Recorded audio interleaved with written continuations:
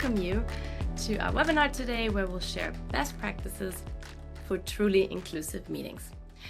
Before we jump in, we have one more poll for you, and would like to actually hear what inclusivity really means to you and how it feels. So maybe it's harder to imagine inclusivity in the work setup, but if you think about other gatherings in your life, it's actually not that difficult. So for example, a birthday party, that's also a meeting, just that it involves around friends and cake.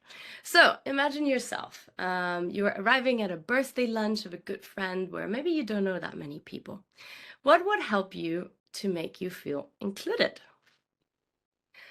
So again, if you haven't joined Slido before, you can either do so in the WebEx sidebar, or you can scan it with your mobile phone, scan the QR code, or you can also enter on slido.com, meeting equity.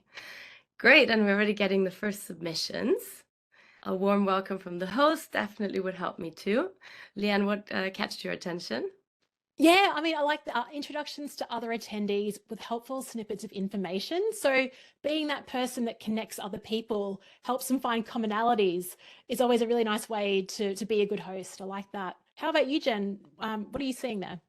I would say the biggest one is being introduced to people I don't know. I'm kind of introvert. I don't really like being in a party where it's like a lot of people I don't know. So for me, it's always someone that I know there that really helps me feel more included. And through that, they then, tell me, oh, meet this person and so forth. And that's usually my way. Nice. It's nice to have a buddy, that's for sure. Mm-hmm. For sure. Cool. So we'll explore, I guess, in the next 50 minutes as well, how we can take those insights and add them into work settings. So with that, I would like to introduce you to the team. So welcome to Leanne. She's our guest speaker today, and she's also a consultant speaker and facilitator based in Australia. So welcome to you. And then we have Jen with us. She's a customer success manager at Slido based in Taipei, and myself, Lisa, event manager at Slido, and I'm based in London. So you can see a very diverse group in terms of roles and locations, maybe not so much in terms of gender. And good to know for you as well, this session will be recorded, and we'll share all the materials and the slides with you a few days after the webinar.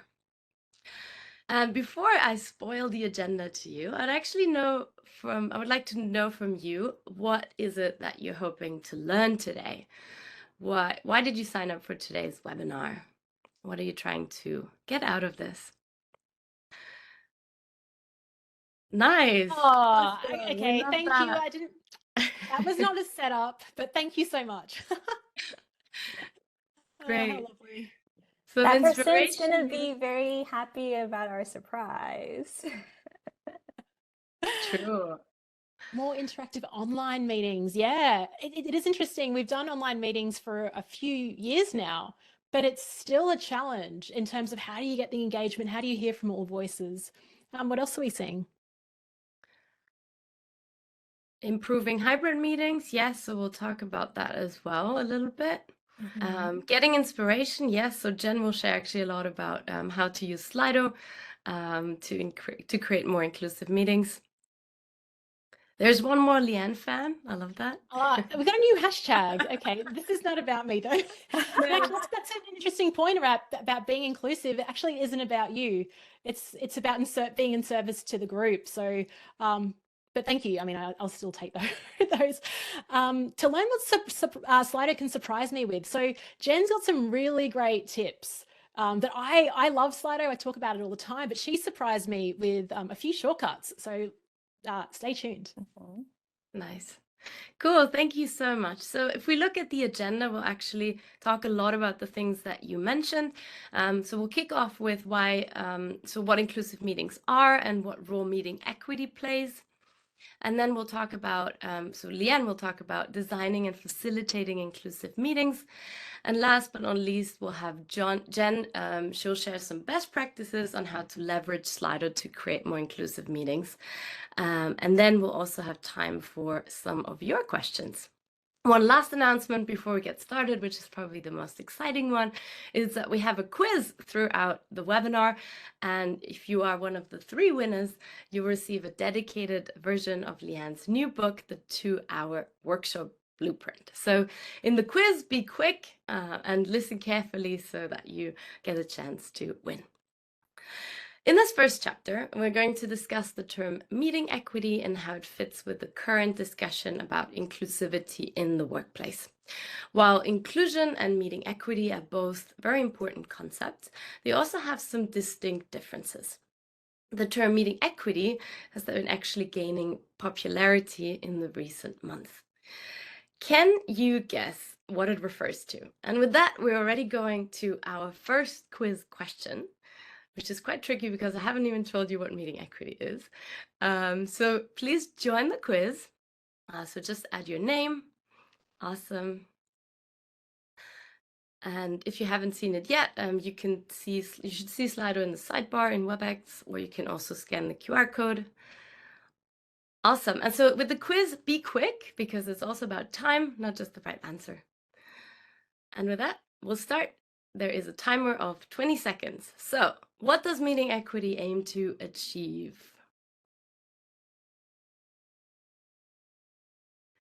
Let's see, I'll let you read.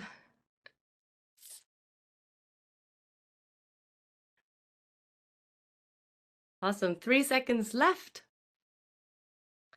Let's see what your answers are. Great, so 90%, more than 90% actually got that right, so that's awesome. Well done. So first quiz question successfully mastered. So if we look at meeting equity, the definition, it's all about creating a similar experience and to give meeting participants equal opportunities to contribute. And while inclusion is more about creating an environment where everybody feels valued and respected, meeting equity is actually more about fairness and impartiality. And inclusion also talked a lot historically about minorities. Nowadays, we're talking about a much broader area. So once again, over to you. What are some factors that you can think of that could prevent employees from feeling included?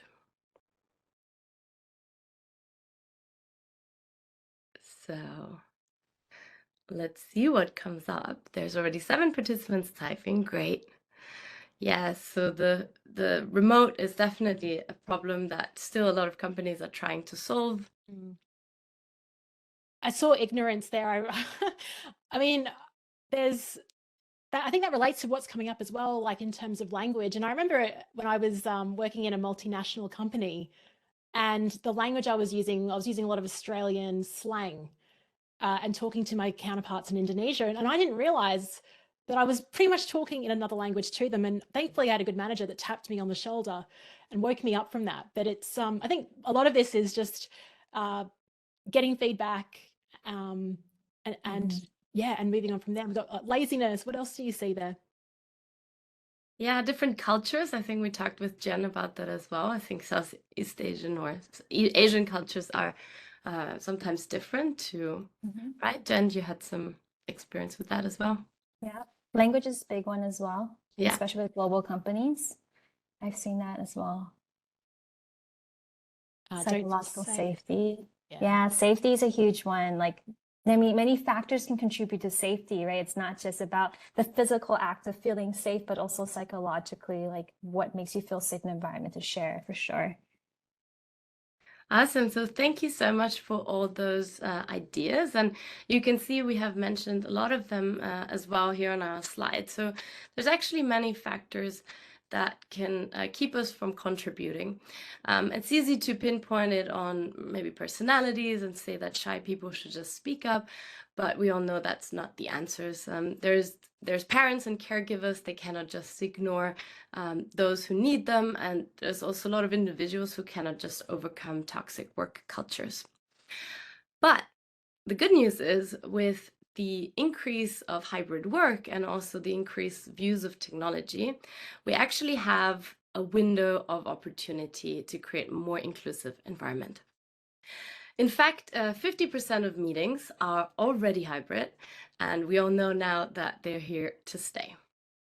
But coming back to meeting equity, 43% of remote participants don't actually feel included, and just 1/3 of companies have yet adjusted to the new hybrid work environment. This number is even more relevant when you look at the positive impact of inclusive cultures. So a recent study by Deloitte has proven that inclusive cultures have 22% lower turnover as those without. So they're more capable in retaining their talent. They're also twice as likely to exceed financial targets. So the study showed that employees who feel respected are much more productive, and that also inclusion instills trust in an organization, which creates a more resilient organization. They're also 6 times more likely to be innovative and agile because inclusive cultures, they can make room for new ways of thinking by including diverse voices. So I've already given you a lot of great stats, but for your manager, the one thing that's actually most important is the impact of inclusivity on business outcomes. So that brings us to the second quiz question. Let's look at this. How much more likely are inclusive organizations to achieve better business outcomes? Is it 2 times, 5 times, 8 times, or 10 times? 5 seconds left. Great. So let's see. Oh, there's quite a big split. The right answer was actually 8 times. So it's quite fascinating. And so you can see the study found that it's 8 times more likely to achieve better business outcomes. So you can see that inclusivity really has a big impact on business results. And while transforming your whole organization may seem a little bit too ambitious, we suggest that you start with your own meetings. And for that, we've narrowed down the focus of meetings to 3 main areas that can help you to create a more inclusive environment. So start with involving unengaged participants, but then also include diverse audiences regardless of their gender, race, age, experience, or personality. And finally, think about meeting participants that might not be able to attend a live meeting. To create truly inclusive meetings, you need to think about all those audiences. So let me now hand over to Leanne, who will be sharing some best practices on how to design and facilitate inclusive meetings. Thank you so much for setting the context, Lisa, and I guess the sense of urgency that this is really important. Now, to begin, I have to ask you a question, and I'm loving the responses that are coming through. So thank you so much for participating. The question is, what is your number one challenge with hosting inclusive meetings? So you're here because you know it's important, that it contributes to business results. You know what it feels like when you're included at a party, but what's your challenge when you host it? So time zones, thank you. Jen, what are you seeing there? Time zone's a huge one. And to be honest, that's the one I struggle with the most because I'm based in APAC while, most of the team are based in Europe. So definitely do resonate with that one the most. Yeah. I see. I mean, and the 3 of us are in different time zones, Yeah. and I think that relates to energy as well, like the different types of energy you get at your sessions, including the quiet people. Absolutely. Lisa, what are you noticing there as well? Yeah, I think a big topic is also engagement, always, especially when it comes to hybrid audiences. You need to have different tactics to then include different audiences. I also see here available time slots. So this is a logistical issue that really does impact. Are you even getting the right people at your meeting? And how do you do that? Sometimes it's actually really difficult. And maybe someone in another part of the world has to stay up late while you're getting up early. And do you mix it up in terms of who has a night shift, right? So being fair with that too. Okay, so much here, and we do have 15 minutes at the end for questions. So if there are specific things, please submit them in Slido, and would love to get to them as well. So I'm here talking about designing inclusive meetings. So I thought I might start off with design, because when we think about meetings, a lot of the stuff that has come up has been around getting the right people there, tackling those time zones and things like that. When it comes to design, I've created a framework that I use myself that I'd love to share with you, and we can apply some of these themes to designing your meetings as well. So I call it the Spark framework because it's really about sparking connection, sparking conversation, sparking insights. The S stands for your setup. And we'll go into a bit of that as part of this. So what are you doing beforehand? And a lot of the things you outlined in that poll before really relate to the setup in terms of even the logistics. The next one is to power up. And this is about warming up the group that you're working with before you even sort of start tackling the decisions that you're after in your session. It's also about powering yourself up in the role as host as well. Then we've got A for activities, and this makes up the chunk of your workshop. And activities is really about what language are you using and how are you facilitating sharebacks and how are you making sure the space is shared with all the people in your group. Then we have time for review. And of course, you might refer to that as reflection. It's the sort of tail end part of your meeting when you close out actions, make sure that things that are surfaced that needed to be surfaced. And then finally, keep, K is for keep. And that's all about you personally reflecting on the meeting, on the workshop that you delivered and thinking, that was a really great question. I'm going to use that again. Or the way that I phrase that or interrupt that person maybe wasn't quite right. What can I learn to do better next time? So Debbie, yep, I'll move this in a bit closer and hopefully we can get the video spotlighted as well. So that's the Spark framework, and you'll get an outline of that in the PowerPoint that's coming out to you as well. So in terms of setup, there's probably three things that I'd like to quickly talk about before going into an example of a meeting that I designed, a strategy session. So the first one is purpose. And I think we all know this. We hear Simon Sinek talk about the why. And it's really thinking about that why question for the meetings that you're hosting or the workshops that you're running. What is the ultimate intention? Why are you hosting it? It's very important to be clear on that, because when you start hosting the meeting and you're in that session, your goal as a host is to defend the purpose. And I'll share some language on how you do that in a moment. Purpose, once you're clear on that, then you need to figure out, who do you actually invite to this? Who is involved in this session? Now, the interesting thing, and I think it's quite contradictory, but to be inclusive in a meeting forces you to be exclusive in terms of who you invite, particularly for trying to get a decision. Now, there's things that you can do outside of the meeting in terms of consulting, but making sure the right people are in the room and there's a purpose and a reason why they've been invited to that. So being very clear on that. I remember often being invited to meetings and I really wasn't sure what I could contribute. And so I didn't feel like I was included as part of that because it wasn't really made clear to me. And finally, A, I've got two A's here. I think they're both quite important. So A is for awareness. Now, this could mean many different things. I think in the context of what Lisa brought up before is that we put a lot of pressure in ourselves to create inclusive meetings and to hear from all voices, but sometimes we could be up against a lot. For example, I've worked in environments where I've tried to get feedback. I've come in as a new leader and the people within my team weren't very forthcoming with that. And the culture that was set at that organization was to get feedback, but to not listen to it. So the group then thought, well, what's the point? And so that was something I was up against, and it was good to have awareness of that. The second A is for accessibility. Now, we could do a whole other webinar on that. I just wanted to call it out because it is very important to be aware of who's in the group, what requirements do we need to ensure that people can actually get there and they can participate. So accessibility is a big one.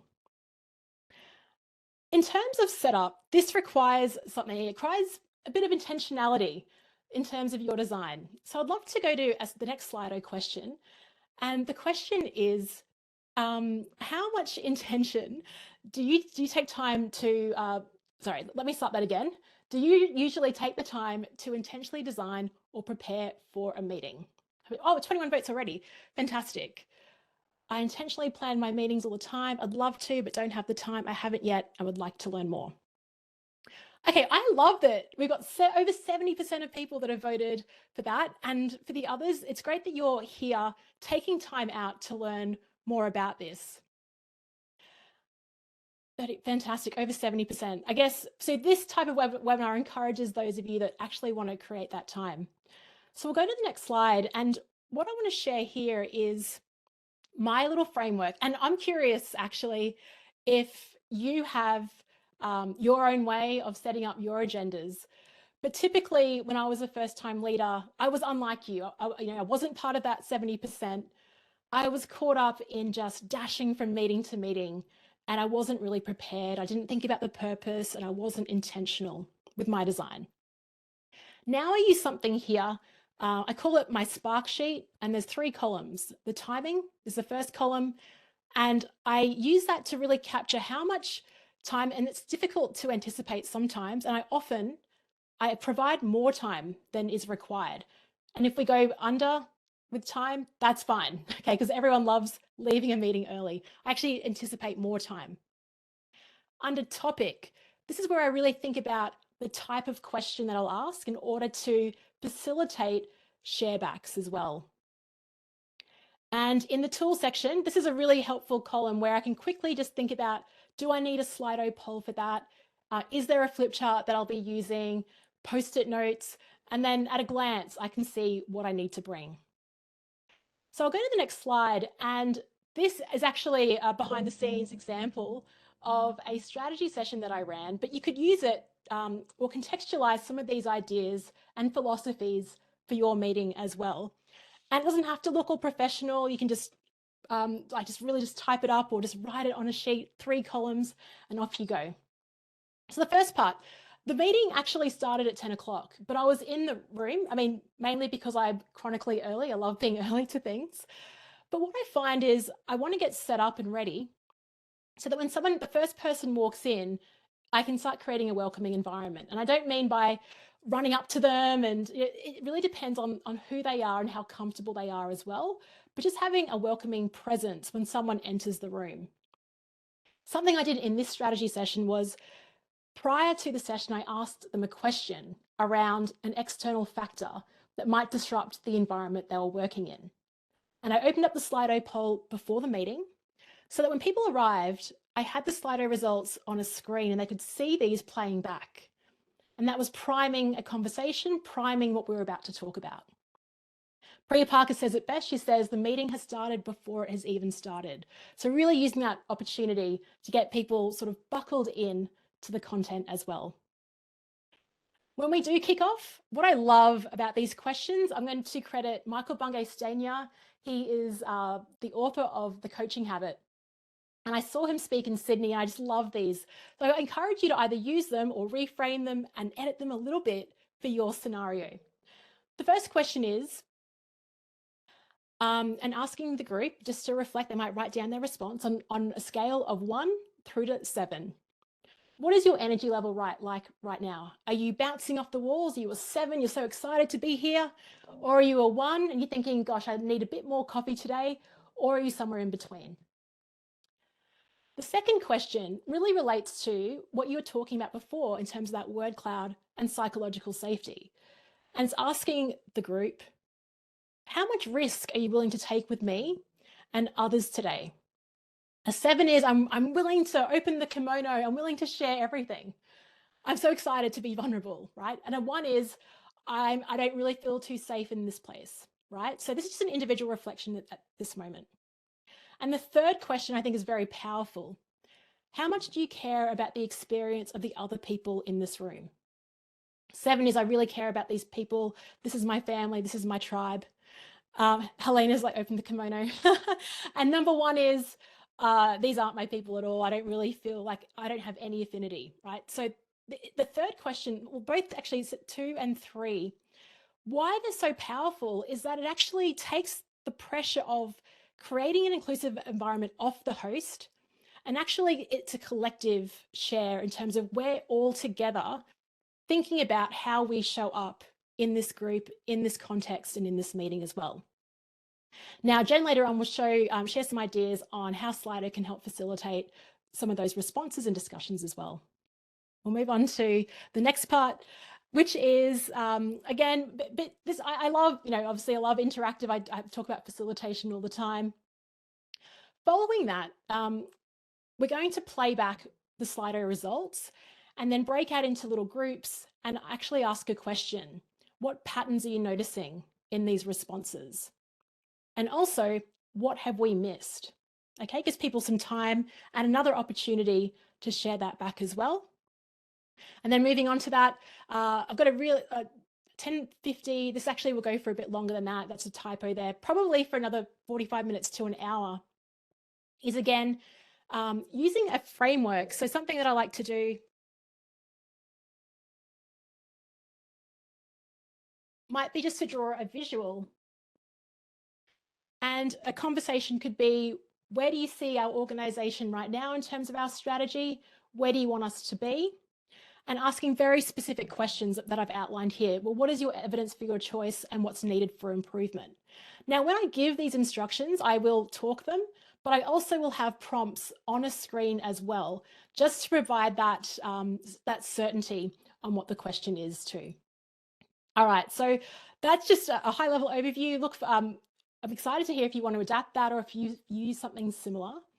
In terms of facilitating the conversations and the contribution, there was some information I think someone shared, including people that are quiet. So these are some great tools to do that in terms of encouraging individual reflection. So giving people time beforehand. Now, if you host meetings, it could be once you have identified some of the key questions, actually sending that out before your meeting has started, just to prompt that thinking. Using more pair sharing, small group discussions, using Slido as an anonymous feedback tool to get that shared back to you as well. And then sometimes being very specific in terms of what you're after to provide a level of certainty.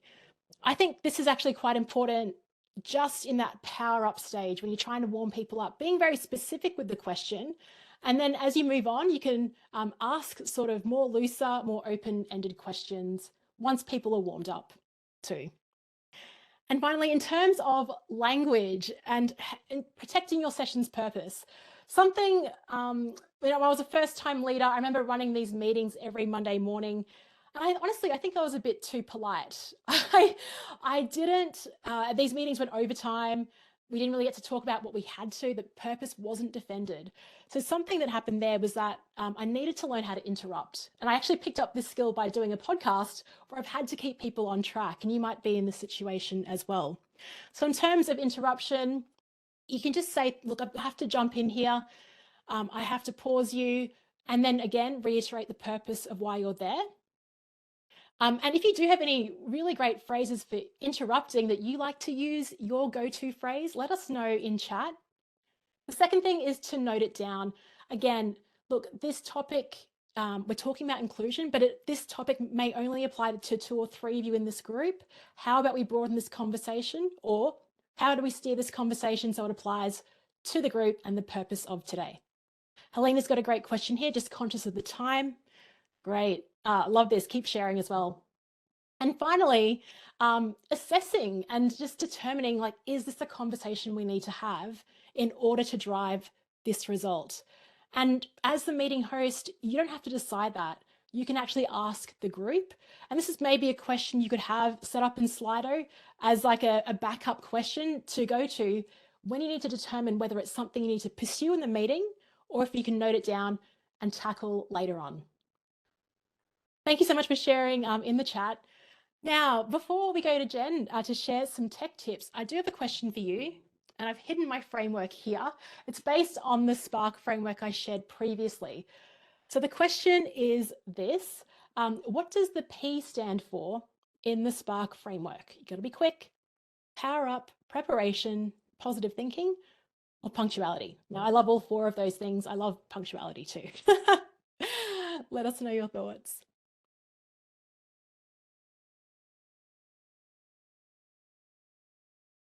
That is time. The correct answer was power up, but I think, you know, preparation and positive thinking are, we could tag them in underneath as well for sure. Thank you so much. Now, Jen, I've shared some ideas and philosophies on how to run and design these sessions. Jen will share now how you can actually make this possible within the Slido tool. Over to you, Jen. Thank you, Leanne. All right, so we've already heard from Leanne all the great tips that she shared in terms of designing inclusivities and some of the concrete tips that she actually shared.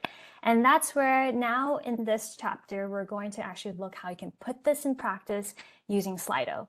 Now for this section, I'm going to be breaking down the meeting cycle and demonstrate how you can use Slido prior to the meeting, and then during the meeting and towards the end, just to kind of put ourselves in that framework where, okay, we're going through the planning stages. All right, so let's go ahead and get started. So the first part is really before the meeting. And this is where we really want to focus on setting the right tone. I think Leanne talked a little bit about the magic and an unofficial start. So that's where we're going to really talk about that.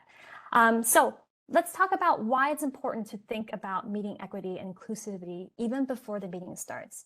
Number one, you set the tone for an inclusive meeting environment from the very start. And not only that, you also start to set the standard for your organization values.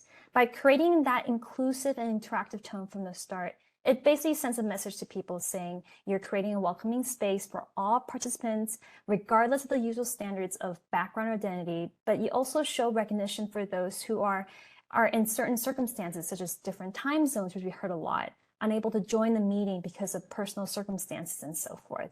So you're really including those people as well. Right?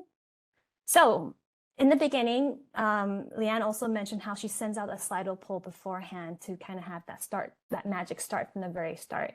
And that's where we do recommend that as well, which is where you can create a poll and you can send it out prior to the meeting to start collecting insights. Now, what this allows you to do is you allow everyone to participate, including those who may not be able to attend the meeting, and they may be able to watch recording after and so forth. And regardless of their location or time zone, you still are involving them in the meeting as well. And the way you can do that within Slido, which is really cool, is that once you create your poll within your Slido account, Slido event, there's a 3-dot icon that you see on the right side of every single poll you create. And you can then click on share and get the direct link to the survey or poll prior to the meeting. All right, so your poll doesn't even have to be activated. It just simply opens it up for them and they can start to provide the responses, direct responses to the poll you shared. Okay. Now let's go ahead and look at another tip that I also want to share is to open up the Q&A in advance. And it's also another great way to start to set that right tone, because you're allowing participants, whether they're able to join the meeting or not, whether they're in a different time zone or whatnot, to submit questions, even they're not able to attend the meeting. And they're able to maybe watch the recording after to see if their questions addressed and to see how it's responded. It's also great to know what topics are most relevant for those who are attending, so therefore we can maybe shape the content around the questions that are coming in prior to the meeting. So how do you do that in Slido? Within Slido, you can then share the direct link to the event by going to the share button here and share link with participants. And I think Sabina, actually, someone else has shared that within our chat as well. So once you create a Slido event, as long as they have access to the direct link, that's where you can already start to collect questions. All right, so I'm actually going to do that within here, within our chat, so you can kind of see what that looks like. All right, awesome. So open up the Q&A in advance, and once you have that link, then you can basically share within your email, your calendar invite, your internal comms communications, and so forth. All right. So we're looking at before the meeting, all right? So let's continue that flow. Let's continue that process. So we started with setting the right tone expectations before the meeting. Now the meeting has started. So what happens now? So if you remember in Leanne's strategy run sheet earlier, she kicks off her meeting with some check-in questions. And honestly, it can be any type of questions. It can be any type of icebreaker questions. And by having these questions where you try to encourage interactivity and everything from the start, what it does is that it continues to set that tone throughout the meeting, letting participants know that we want to hear from you and that their feedback matters. All right, so let's use an example of one of Leanne's questions. And I also want to know as well, because we've been in this webinar for quite a bit some time and shared quite a bit of content. I want to know, what's your energy level right now? From unhappy emoji to hard eyes. Perfect. Awesome. All right, at least we're not getting one. So that's a good thing. But for the most part, it seems like everyone's maybe midway, maybe needs to have more coffee. But for the most part, I'm really happy for those of you who are having a great day. It's really great to have you with us today. Awesome. So you can see how this kind of gives you, the way that Leanne mentioned, it kind of gives you that presence from the start, so you know what's the tone of the audience right now. So you kind of work around that, and maybe even just be able to think of ways how you can engage them further and use this information throughout your whole meeting. All right. So think of this as the beginning of the meeting where you've launched the icebreaker. All right. So how do we continue to keep people engaged throughout the entire conversation and also included as well? And this is one of the tips I want to share. And honestly, this really depends on the goal and the content of your meetings, because you can get really creative with the questions. And based off the goal and the content, you can then set interaction points throughout the meeting to continue to get feedback from your participants. So let's just say, for example, that you're running a meeting where the goal is to collect opinions and make a decision, right? That's what you want to end up the meeting with, to be able to make a decision to kind of continue with the next step. And I'm sure we've all experienced this, where we get so lost in the discussion. Sometimes you're in this meeting and it only ends up being like 2 or 3 people speaking throughout the whole meeting, while everyone else is kind of in the background, maybe shutting off their camera, doing other work, doing emails, while just these couple of people are speaking, right? And that's not really providing value, because you're kind of only hearing from a few people, and that might not be representative of the whole group. So in order to be able to invite everyone to contribute to the conversation, you can implement a Slido poll. And you can structure the process and make sure everyone can contribute equally and also anonymously to the discussion, because you don't really have your name up there. So for example, you can have this poll here where you kind of ask people, how confident are you in terms of this option going forward? Okay? And one tip I also want to share is to make sure there's no influence, is to really hide the poll results while you activate it, to prevent any influence of the poll. All right. So for example, when you create your poll questions, if you hover over the poll, you'll see that there's an eye icon. And when you click on it, it's basically telling you that you can hide results. Hide results. All right. So that means that when you activate the poll, you only see the question, and people can continue to respond to the poll, but you won't be able to see the results on the screen. Then you can then unhide it so you can start to discuss it. That way you're able to get that raw feedback and really get that response that you want.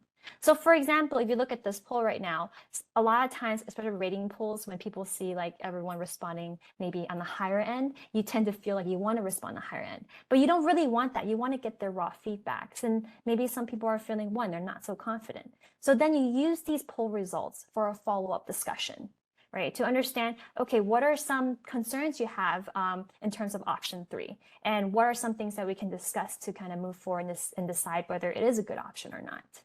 All right. So this is just one idea of how you can utilize polls, but definitely there's a lot of different ways and different questions you can ask depending on the goal and the goal of the meeting and also the content of the meeting.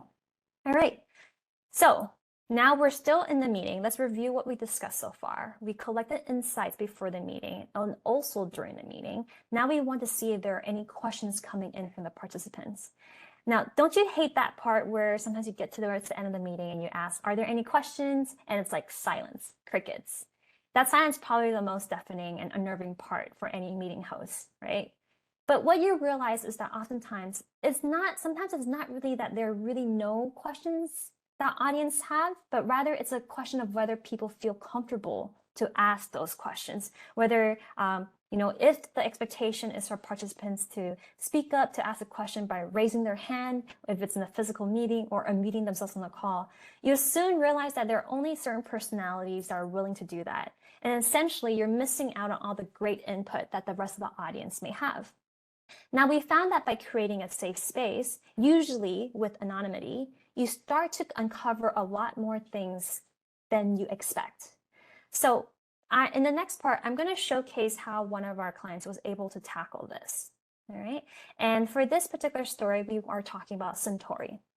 Now, if you don't know Suntory, Suntory is a Japanese multinational brewing and distilling company group. Now, if you're unfamiliar with Japanese business culture, it's quite well known that generally within the Japanese business culture, people are very reserved and they tend to avoid asking questions and actively participating in meetings. Now, Suntory was facing this issue, so they wanted to overcome this cultural hurdle. And their goal is to connect the 24,000 employees they have with the executive team during their town halls, because there was simply lack of engagement in meetings. So at first they thought about what to do, and they tried to address this issue by getting 2 to 3 people in the audience to ask scripted questions. But it just didn't feel authentic. You know, they even described it as watching a play. So what else did they do? So they decided to kind of look into Slido, and they decided to implement unmoderated Slido Q&A within the last 30 minutes of their meetings. And they gave employees 5 minutes to submit questions, which were automatically displayed on the screen in real time. All right, now let's have a look at the impact. So they went from receiving usually little to no questions and also having to ask certain people to script the questions to receiving 30 to 4 questions within one meeting. And this made the conversation between leaders and employees feel very authentic, because leaders were really answering their questions from the top of their minds on the spot while they were seeing the questions come in. And they found that some of the questions were also very interesting and entertaining, which created a connection amongst the team because it sparked laughter. And they also realized that they were able to uncover some really great ideas from silent employees. So you can see that through the simple use of just really opening up Q&A, it created a really powerful experience because it made employees feel valuable to see their questions appear on the screen, right? And it gave a sense of participation to everybody within the meeting, which maybe they didn't feel before because they just felt silent, they felt it was one way, and so forth, right? So let's have a look at some best practices of running an inclusive Q&A. So really, we have mainly 2 main ones. Number 1 is to enable anonymous questions. And what that does is that it creates a safe space for participants to ask questions. Sometimes questions they think maybe they feel nervous in asking, maybe they feel that the question might be considered stupid to people. I hear that a lot. And it's really just allowing people to feel comfortable to ask those questions. And you realize that it also creates higher participation from the audience as well. Once they start seeing people doing it, then it kind of motivates other people to start to submit questions as well. Another thing you can do that once the questions start coming in, you then encourage everyone to start upvoting the questions. So it keeps the discussion relevant. It allows the meeting hosts in order to see which topics are the most relevant for everyone and which questions to address because it's most relevant for majority of the people within the audience. And it also promotes transparency because it gives people the opportunity to ask questions. And for leaders to answer these questions, it just shows that they value all their contributions. All right.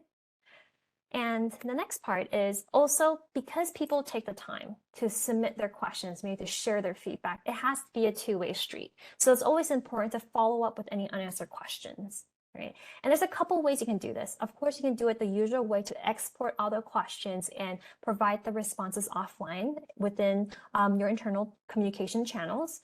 But we also have another function here, which you can also utilize. And that's where you can actually, for every audience question that comes in, if you click on a 3-dot icon, you'll see the option to reply. And that's where you can reply directly to the questions, and you can follow up after the call, give them the Slido link again with the questions and let them have be able to view the responses in there. Okay. Perfect. All right. So we're in the live part of the meeting, and let's talk about towards the end of the meeting. We're almost at the very end of the meeting. What are some tips that we can share here to continue to be inclusive of everybody and continue that engagement? And really, the final tip I really want to share is always collect feedback. You can run an anonymous survey, feedback survey at the end of the meeting to capture the insights. And this is a really great way to learn your blind spots and think about how you can improve your next meeting. And not only that, it includes your colleagues in the meeting process. You kind of learn what works well, what you can improve, what works best for them, and so forth. And one tip I want to share, which is actually a really great way to collect feedback, because from what I hear is that a lot of people struggle with number of responses, that very low responses, is actually activate the survey 5 to 10 minutes prior to the end of the meeting. And what it does is that it really maximizes the number of responses, because you're capturing the insights on the spot. Right? You're giving people the time by allocating a bit of time towards the end of the meeting to actually sit down and think about and provide their feedback right away. And you'll see that the amount of responses that you get during the live call towards the end versus maybe sending a link afterwards it's quite different.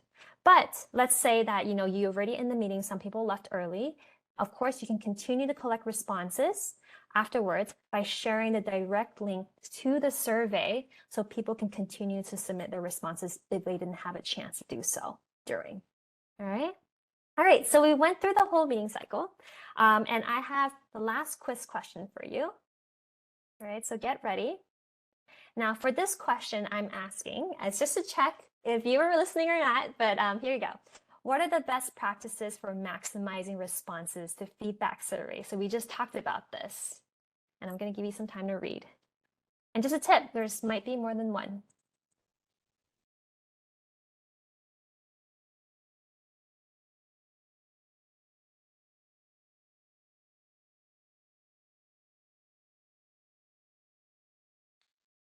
Let's see what people wrote.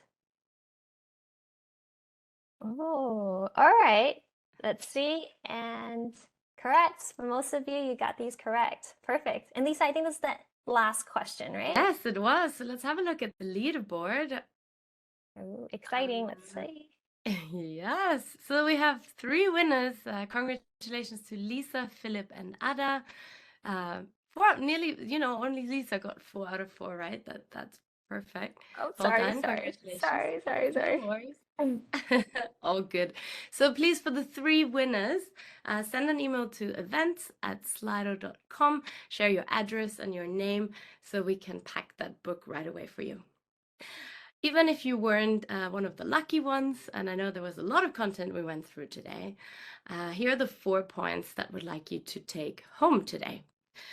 Inclusive organizations have a positive impact on innovation, employee satisfaction, productivity, and business outcomes. So it's definitely worth to invest into inclusivity.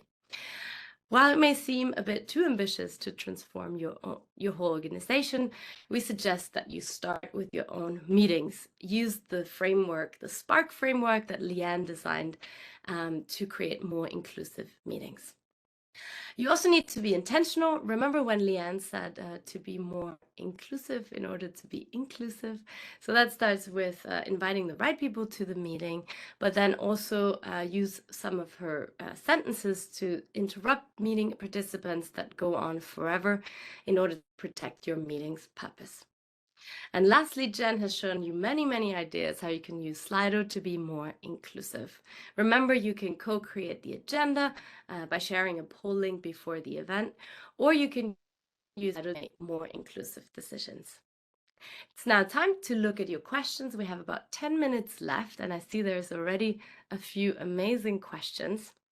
So maybe we can start with the first one. So that one is for you, Leanne. Yeah. What specific tips do you have for asking shy people to speak up? Do I need to be careful to not intimidate them? What's your experience? Yeah, this is, I think it's very context dependent. And as I saw this, I was reflecting on this. It's definitely goes back to purpose. So if, for example, let's just say your workshop is all about confidence and public speaking, then I would actually try to encourage that participation. However, just for general meetings, I think we really need to ask a broader question of what does an inclusive meeting actually look like? And often the assumption is an inclusive meeting means that everyone is speaking. And that may not be the case. It goes back to purpose. Is the value of that person in the room there? The value is that they're listening to what other people are saying. Is the value that they're picking up on the common trends and decisions? Is the value there that they're contributing in smaller groups and still their views are being shared up? So I think it's balancing that with actually the intention. And the second part of your question, I think, do I need to be careful to not intimidate them? It really is a fine line. And I think there are quite a few variables. Group size is a massive variable. If you have 3 people in your meeting versus 130 people, I definitely would not call someone out and get them to stand up and share. I would never do that. But I would invite them to break into smaller groups to share or vote in a Slido poll to have their opinion brought forward. However, in a group of 3, possibly would, and if 2 people were giving me all the responses, I possibly would turn to that person and say, hey, we haven't heard from you yet. So it depends on the group size. It also depends on the status of the people in your room. Now, believe it or not, but I was a shy kid, and I can be shy sometimes depending on who else is in the room. Like, I might feel intimidated and not confident to speak up. And I'm just thinking, and I think a good question is to put yourself in their shoes. How would you feel in that scenario? So depending on group size, who's in the room, the purpose of the meeting, these are all variables for you to draw on. And I think empathy is a key skill here. Think about, is this the right environment for me to call on someone? Is this a highly charged question? What will happen here? But also remember, the value is that person is contributing in a group, and you can facilitate sharebacks that way as well. Very great. I mean, all these are great questions. So Yeah, I could have spent an hour on that, but I'll move amazing. along. Thank you, Leanne. That's great. Let's move on to the second one that was also 4 times upvoted, or 4 times. So yeah, feel free to also upvote questions that you really like. So because we only have a few more minutes to go through them. So I would like to focus now on the second one. So how can I keep the attention grabbers and the monologuers in check during a meeting before they derail the whole thing? I think, Leanne, you have also touched on that, right? So I'm wary of myself now being a monologuer. So right, okay, but I'm happy to take this. And I think there's 2 things here. One is the preventative strategies, which I always go through for first. So what are the, have you decided at the front the agreements of the session in terms of sharing space, giving people the opportunity? Like, it's all in that setup phase in terms of what behaviors is the group, accepting. When it comes to the monologuers, I don't know about you, but when I'm facilitating, it's often maybe the second or third time that they start talking where I start picking up that, okay, here's someone I might have to manage. Now, if it's in an in-person environment, with my body language, I'll sort of walk over to them, or I'll walk away from them and try to direct the conversation somewhere else. I'll use language like, that is a really great point, and I'll try to get a segue, which is a transition. Thank you so much for sharing your thoughts on X, Y, Z. Do we have any other views over this side of the room? So nice, yes. That's the second part, it's just like more subtly. And then if it keeps going, then I might actually have to talk to them, maybe just during a break, pull them aside and escalate it that way. Nice. Jen, do you want to add anything? I guess in terms of actually, no, not for this particular one, but I kind of want to address one from the before question as well, just because like Slido tip came up. I guess it's kind of like a tip that I have, especially for those who are asking, for shy people, right? I think one of the things also leading by example, which is like putting in questions where it's kind of like critical questions, and then people see those questions are coming and you start to input those as well, just because you see other people doing it, so you feel more comfortable. As a shy person, I tend to feel more comfortable when I see other shy people doing it as well. So I don't know, just the kind of thought that came up while I was like thinking about this. Yes. And I think, Jen, while we're at it as well, I would like to focus on that question.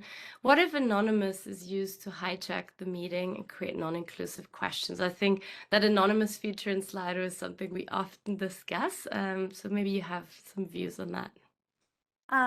Yeah, so this is actually a tough one. It's also related to some of the other questions that came through as well.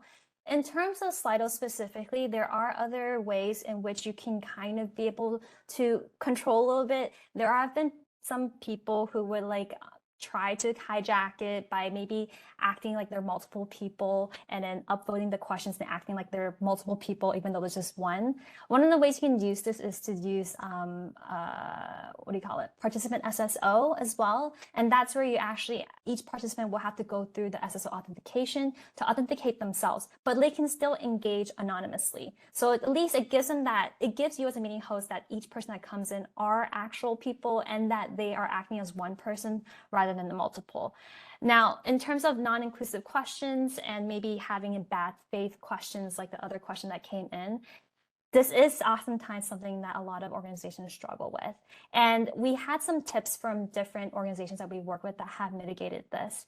Now, oftentimes when people try to act bad faith and whatnot, you start to understand, start to look into what might be causing this. It could just be one single person, but it could also show that there might be some underlying maybe tone underneath the organization that maybe needs to be uncovered or needs to be addressed. But if this becomes a bigger problem, actually one of the stories I can share in terms of one of the clients is that it became a problem, but I think the one thing that maybe is not the best way to do it is to completely just block it off. We had people just completely cut off Slido and avoid it. Even though everyone's seen it, they just decide to cut it off. And it makes the situation a little more awkward because no one talks about it. It's like a big elephant in the room that you don't talk about. What we've seen that some organizations have done is actually face it head on. They actually put up the question on the screen. It became an issue. So what they did was they actually had a session about it. They wanted to fully understand, we're getting these really maybe bad faith questions coming in. We want to understand why and try to be more intentional about it. Another way is also to show people, this is a bad faith question. This is another question that's not asked in bad faith, but it's exactly coming out with the same meaning. And therefore, you're able to at least tell people, we want to create a respectful environment. Let's do that and be able to do that. And one of the ways you can do that is also be able to send some rules before the Q&A and let people know we will not be addressing any questions that don't align with our company values. And you can also reiterate that as people put in the questions to let them know this question doesn't align with our company values. We won't be answering this question. Please rephrase it. And that way you kind of modify that human behavior. Thank you, Jen. Any final sentence, Leanne, that you wanted to add to this question? I think Jen addressed it really well in terms of the preventative strategy, like calling out the behaviors that you want to set up front. At the same time, maybe it's a good thing this is being surfaced. You know, maybe it's a really important conversation that needs to be had. So, but that's, I tell you what though, like my, I don't know, I'd be feeling very nervous if that had happened, but I tend to think your role as a facilitator is to, you know, not what Jen's talked about, rather than turning off the screen, maybe addressing it and saying, but again, going back to purpose, we're here because of X, Y, Z. And that's a really usually one of my go-to lines on bringing things back onto track. Amazing. Thank you so much. We only have a minute left, so I would like to bring your attention to our feedback survey that we have already activated a few minutes ago. So please feel free to fill that out, leave us your thoughts. And with that, the only thing that is left to say is thank you very much for joining us today. Also, a big thank you to Leanne, who joined us today as a guest speaker. Thank you for sharing all your insights. And good luck to everybody for creating inclusive meetings in the future and being more intentional. So thank you very much and have a lovely rest of your day. Thank you. Thank you for being here. Thanks for participating. Great question.